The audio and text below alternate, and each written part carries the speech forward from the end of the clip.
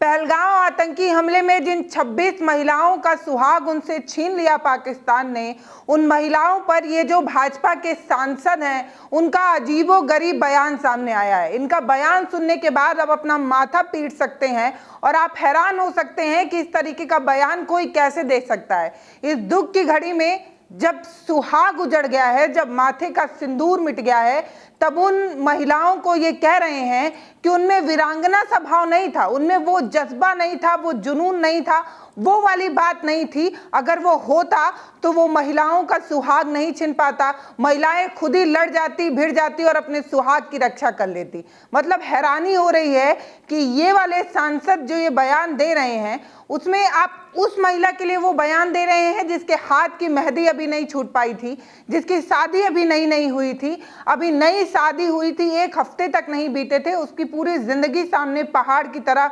आंख उठाकर उसे जीनी है, पूरी जिंदगी पहाड़ की तरह पड़ी हुई है। और आप उस महिला को इस तरीके का बयान देकर कह रहे हैं कि उनमें वो वाली बात नहीं थी। अगर वो वीरांगना जैसा जज्बा रखती, जुनून रखती, तो वो आतंकियों से भिड़ जाती और अपने पति को बचा लेती। ये सांसद महोदय इस तरीके का बयान पता है क्यों दे पाते हैं?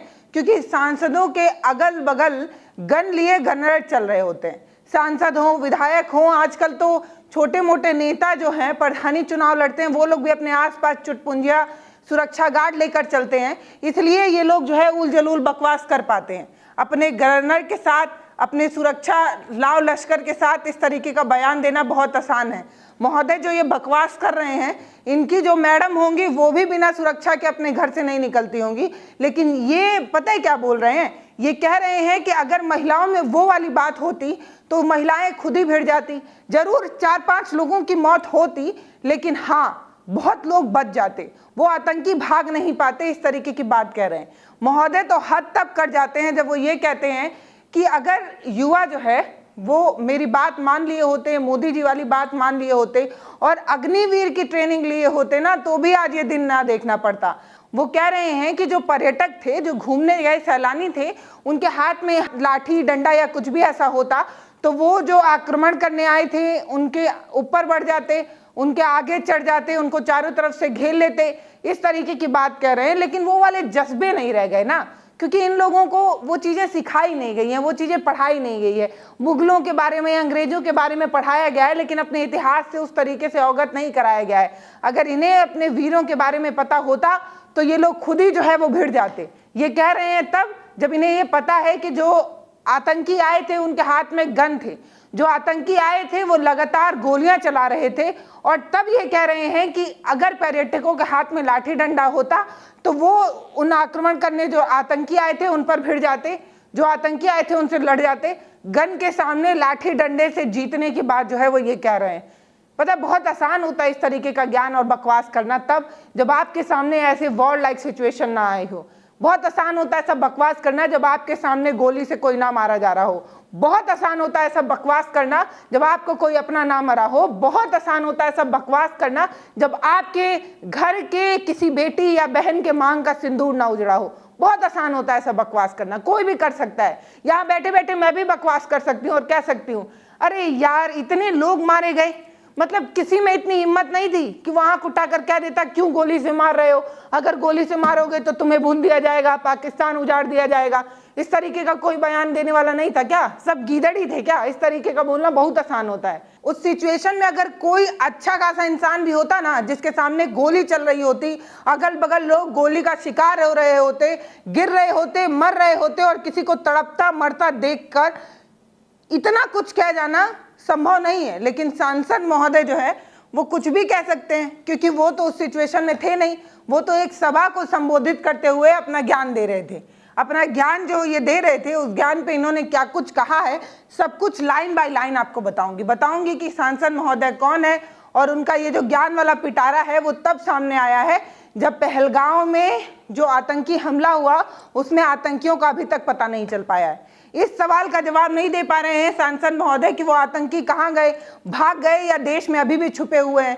इसका जवाब नहीं दे पा रहे हैं। जब ये वाला सवाल इनसे पूछा जा रहा है तो पता है क्या कह रहे हैं? कह रहे हैं कि नहीं पकड़ा गया तो नहीं पकड़ा गया, कोई बात नहीं, लेकिन हमने उनके आतंकी ठिकानों को और उनके आकाओं को नस्तानाबूद कर दिया है। मतलब ये कौन सी बात है? हम पूछ रहे हैं कि वो जो आतंकी है वो मारे गए, नहीं मारे गए, पकड़े गए, नहीं पकड़े गए, इस पर आपको क्या कहना है? तो आप कह रहे हैं कि इन्हें नहीं मारा गया तो कोई बात नहीं, इनके चचा, फुफ्फा, नाना का हमने जो है वो खानदान मिटा दिया है। मतलब ये कौन सी बात हुई? 26 लोग जिनके गोलियों का शिकार हुए, वो आतंकी कहाँ हैं? इस सवाल का जवाब नहीं दे पा रहे हैं। और वो उन महिलाओं पर सवाल उठा रहे हैं, वो उन महिलाओं पर, इन महिला पर सवाल उठा रहे हैं जिनका सुहाग उजड़ गया है, अपने पति को अपने सामने मरता देखा है इन्होंने, और इन पर इस तरीके का विवादित बयान दे रहे हैं कि वीरांगना वाला भाव नहीं था। अगर वो वाला जज्बा होता तो खुद ही गोली के सामने जाकर भिड़ जाती और अपने पति की रक्षा कर लेती। अहिल्या जैसा तेज नहीं था, इस तरीके की बात कर रहे हैं। भारत की महिलाओं में जितना दम है, भारत की महिलाएं जो कुछ कर सकती हैं, वो आपको बताने की आवश्यकता नहीं है। लेकिन हाँ, इस बात को समझिए कि इस दुख की घड़ी में जिन परिवारों का अपना बिछड़ गया है, जिसका कोई अपना खो गया है, जिसका सुहाग उजड़ गया है, उस पर इस तरीके का बेहुदा बयान देने की आपको कम से कम आवश्यकता नहीं है। ये जो भाजपा के सांसद हैं, ये राज्यसभा सांसद हैं, इनका नाम है रामचंद्र झगड़ा। ये जो राज्यसभा सांसद है रामचंद्र जी, इन्होंने जो जो बयान दिया है वो सुनिए।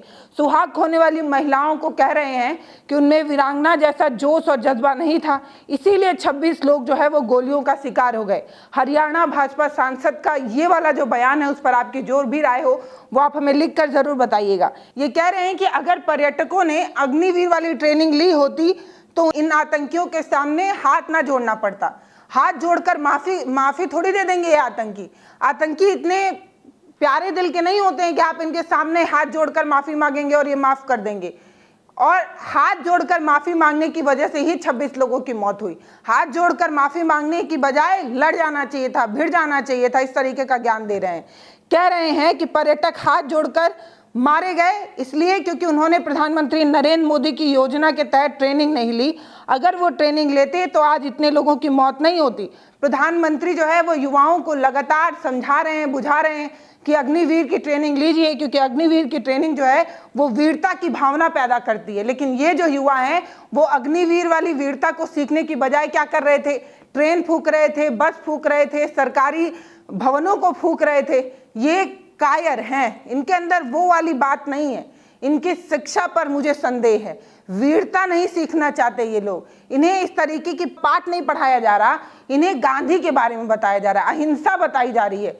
अगर इन्हें हमारे वीरांगनाओं के बारे में बताया गया होता, इन्हें हमारे इतिहास के बारे में अच्छे से पढ़ाया गया होता, तो हमारे देश के जो युवा होते वो वीर होते और अग्निवीर की ट्रेनिंग लेकर बॉर्डर पर जाकर मार रहे होते। अग्निवीर की ट्रेनिंग लेते और जब भी किसी टूरिस्ट प्लेस पर घूमने जाते तो अपने बैग में लाठी, डंडा, हसुआ, कुदार लेकर जाते कि कभी भी किसी के सामने भी ऐसी सिचुएशन आ सकती है पहलगांव जैसी।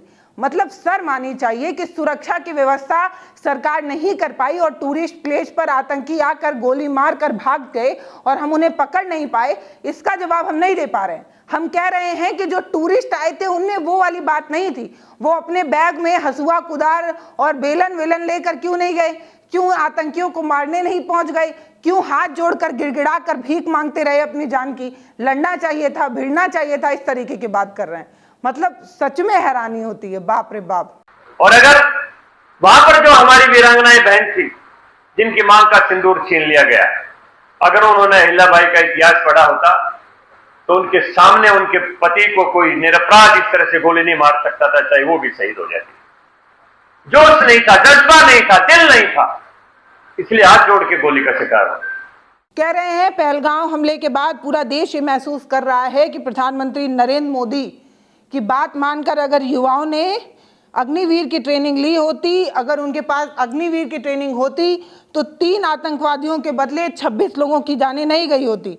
यात्रियों के हाथ में लाठी डंडा वगैरह होता तो वो आतंकवादियों को दौड़ा लेते और मैं दावे के साथ कह सकता हूं कि 5-6 लोगों की जानें जाती, लेकिन तीनों आतंकवादी जो है वो पकड़े जाते। इस तरीके की बात कह रहे हैं। वो कह रहे हैं कि युवाओं ने बात नहीं मानी, अग्निवीर की ट्रेनिंग नहीं ली। अगर ट्रेनिंग ली होती तो आज ये दिन ना देखना पड़ता। इस तरीके की बात वो कह रहे हैं। वो कह रहे हैं कि हाथ जोड़ने से कोई छोड़ देता है क्या भला? आतंकी मारने आए थे, उनके अंदर दया का भाव थोड़ी था कि वो हाथ जोड़ते और आप हाथ जोड़ते और वो आपको छोड़ देते। जिन बहनों के माथों का सिंदूर छीना गया है उनमें वीरांगना वाला भाव नहीं था, वो जोश नहीं था, वो जज्बा नहीं था, इसीलिए हाथ जोड़कर गोली का शिकार बन गई।